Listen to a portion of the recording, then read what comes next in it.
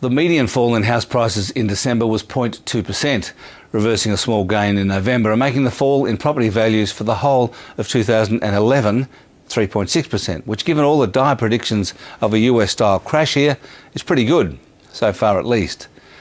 As usual though, the average masks some wide differences between the states. Brisbane house prices fell 6.8%, which is getting a bit nasty. Melbourne prices fell more than 6% as well, while in Sydney they hardly fell at all. But let's look at some comparisons with other countries.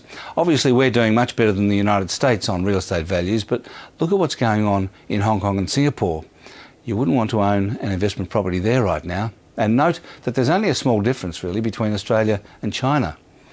A more relevant indicator is the ratio of house prices to disposable income. On that basis, the UK is the winner, with Australia an uncomfortable second. In the US, the income to house price ratio is back to historic lows. Other economic news in Australia today included private sector credit growth, which is still pretty weak, and business confidence, which is quite a bit better, according to the latest monthly survey from NAB. Trading conditions are also better. Trading conditions on the share market today were rather forgettable. A small decline in thin trading. Retailers are getting some attention from bargain hunters at the moment after being oversold in recent weeks, while the resources companies and banks went backwards.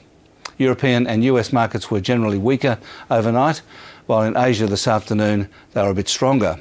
And finally, the Australian dollar is back above 106 US cents, while the euro exchange rate remains stuck just above 80 cents, as it's been for a month. And that's finance.